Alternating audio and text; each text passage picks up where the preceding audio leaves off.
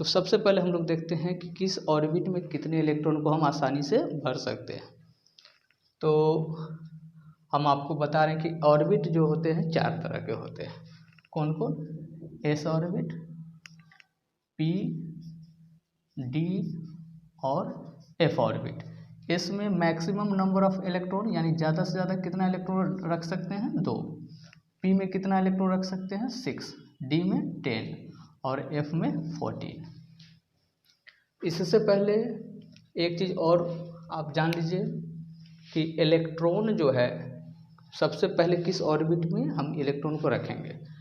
तो एक चीज़ और ध्यान देना है। दूसरा बात है इलेक्ट्रॉन कैसे भरा जाता है। सबसे पहले देखते हैं कि इलेक्ट्रॉन कैसे भरा जाता है। सबसे पहले 1s इस तरह से लिखेंगे, 2s, 3s, 4s, 5s, 6s, 7s। S के बाद इलेक्ट्रॉन कहाँ? एस के बाद पी ऑर्बिट में जाएगा इलेक्ट्रॉन। इसे लिखने का तरीका बता रहे हैं कि एस का एक जगह छोड़ करके अब हम पी में चलते हैं। एस के बाद इलेक्ट्रॉन कहाँ आएगा? पी ऑर्बिट में आएगा। तो क्या हो जाएगा? 2p, 3p, 4p, 5p, 6p, 7p। S के बाद इलेक्ट्रॉन कहाँ आया? पी में। पी के बाद कहाँ आया? डी में। फिर एक गैप करके 3d, 4d, 5d, 6d, 7d। D के बाद इलेक्ट्रॉन कहाँ जाएगा? एफ में जाएगा। 4f, 5f, 6f और 7f। ये इलेक्ट्रॉन किस ऑर्बिट से किस ऑर्बिट में जाएगा ये हम बताने जा रहे हैं। सबसे पहले इसको ऐसे मिलाएंगे।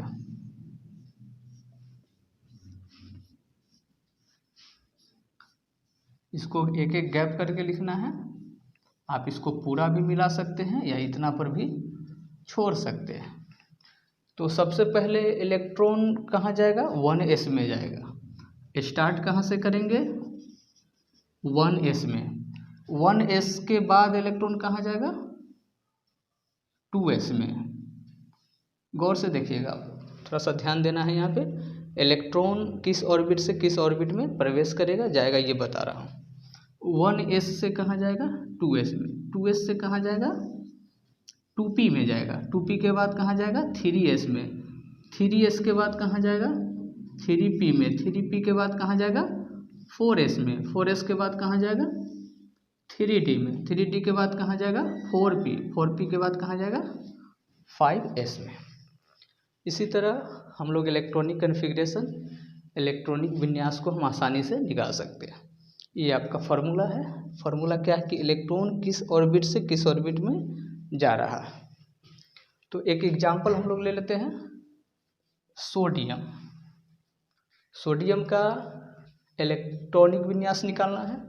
तो उससे पहले इसका हम परमाणु संख्या के बारे में जानेंगे कि सोडियम का कितना परमाणु संख्या होता है। सोडियम का परमाणु संख्या 11 होता है। ध्यान दीजिएगा आप लोग, सोडियम का परमाणु संख्या कितना होता है? 11। तो हम लोग इसका इलेक्ट्रॉनिक विन्यास निकालने जा रहे हैं, इलेक्ट्रॉनिक कन्फिग्रेशन निकालने जा रहे हैं। सबसे पहले इलेक्ट्रॉन कहाँ जाएगा? 1s में। 1s। यहाँ भी आपको ध्यान देते रहना है कि s ऑर्बिट में 2 से ज़्यादा हम इलेक्ट्रॉन नहीं ले सकते हैं। पहले ही बता दिए कि कम ले सकते हैं लेकिन ज़्यादा इलेक्ट्रॉन नहीं ले सकते हैं। तो 1s स्क्वायर, 2 भी बोल सकते हैं इसको, 1s2। यहाँ पे भी देखिएगा 1s, s में कितना इलेक्ट्रॉन? 2। 1s के बाद फिर ये कहाँ जाएगा? इलेक्ट्रॉन 2s में जाएगा। 2s फिर s में कितना? 2। 2s के बाद फिर कहाँ जाएगा ये? 2p। 2p, p में कितना? 6। 2p के बाद फिर कहाँ जाएगा ये? यहाँ पे देखिए 2p के बाद फिर कहाँ जा रहा है? 3s में। 3s। अब यहाँ पे देखिए कि s में कितना इलेक्ट्रॉन है? 2 इलेक्ट्रॉन। अगर यहाँ हम 2 लिखते हैं तो टोटल कितना हो जाएगा? 2 2 4, 6 4 10 और 2 12। जबकि यहाँ लेना है 11। तो क्या करेंगे? इसमें लास्ट में क्या करेंगे? 1 कर देंगे। अब ये 11 हो जाएगा। तो अभी यहाँ देख रहे हैं कि एस में 2 लेना है, लेकिन यहाँ एस में हम कितना लिए, 1 लिए। क्यों लिए, अभी बताए हैं कि ये एटॉमिक नंबर परमाणु संख्या के बराबर लाना है ये। और एक और बात कि एस में अभी हम बताएं कि इससे कम ले सकते हैं, लेकिन इससे ज़्यादा नहीं ले सकते। तो दूसरा एग्जाम्पल हम लोग चलते हैं, क्लोरीन। क्लोरीन का एटॉमिक नंबर परमाणु संख्या कितना होता है, 17 होता है। तो फिर हम लोग क्या करेंगे, सबसे पहले शुरू किससे करेंगे, 1s से। 1s टू 1s के बाद इलेक्ट्रॉन कहाँ जाएगा, 2s, 2s2, उसके बाद कहाँ जाएगा 2p6, उसके बाद 3s2, 3s के बाद देखिए यहाँ पे 3s के बाद इलेक्ट्रॉन कहाँ जंप कर रहा है, कहाँ जा रहा है, 3p में जा रहा है। तो यहाँ देखिए 2 2 4, 6 4 10, 2 12, इसमें कितना लेंगे, 17 पुराना है, 5। तो ये कंप्लीट हो गया। यहाँ देखिए p में कितना है, p में 6 मैक्सिमम नंबर, लेकिन कम तो हम 5 ले सकते हैं, 5 ले सकते हैं। ये आपका कंप्लीट हो गया।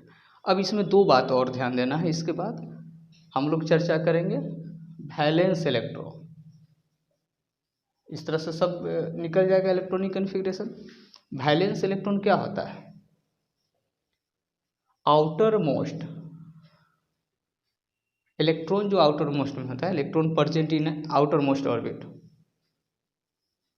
आउटर मोस्ट ऑर्बिट में जो इलेक्ट्रॉन होता है उसी को हम क्या कहेंगे, वैलेंस इलेक्ट्रॉन कहेंगे। वैलेंस इलेक्ट्रॉन को VE से डिनोट करते हैं, सूचित करते हैं। अब अगर पूछा जाए कि सोडियम का वैलेंस इलेक्ट्रॉन कितना होगा, तो सोडियम का आउटर मोस्ट ऑर्बिट क्या है, ये है 3s1। क्लोरीन का क्या है आउटर मोस्ट, 3p5। तो सोडियम का वैलेंस इलेक्ट्रॉन हम कैसे देखेंगे कि इसके सबसे लास्ट में वैलेंस इलेक्ट्रॉन ऊपर में कितना है, 1, यही इसका वैलेंस इलेक्ट्रॉन हो जाएगा। इसका एक और रूल है कि आउटर मोस्ट ऑर्बिट के जस्ट पहले अगर सेम डिजिट हो, आउटर मोस्ट ऑर्बिट के ठीक पहले सेम डिजिट अगर मिल रहा हो तो इलेक्ट्रॉन को क्या करेंगे, जोड़ देंगे। तो जैसे यहाँ पे देखिए यहाँ 3 है, लेकिन यहाँ पे 2 है, ये सेम तो नहीं है। लेकिन यहाँ देखिए यहाँ 3 है, इसके जस्ट पहले 3 है ना, दोनों सेम है। तो क्या करेंगे 5 + 2, वैलेंस इलेक्ट्रॉन क्या हो जाएगा 7। क्या ये समझ में आया। तो वैलेंस इलेक्ट्रॉन क्या होता है, याद रखिएगा आप लोग, आउटर मोस्ट ऑर्बिट में जो इलेक्ट्रॉन होता है उसी को वैलेंस इलेक्ट्रॉन कहते हैं। अब देखना है core electron.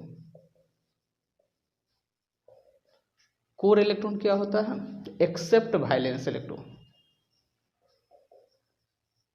Except valence electron, यानी कि वैलेंस इलेक्ट्रॉन को छोड़ करके जो भी है वो क्या कहलाएगा, कोर इलेक्ट्रॉन। जैसे इसका वैलेंस इलेक्ट्रॉन 1 है, इसके बाद जो बच गया ये आपका क्या कहलाएगा, Ca, कोर इलेक्ट्रॉन। कितना होगा कोर इलेक्ट्रॉन, 10 हो जाएगा।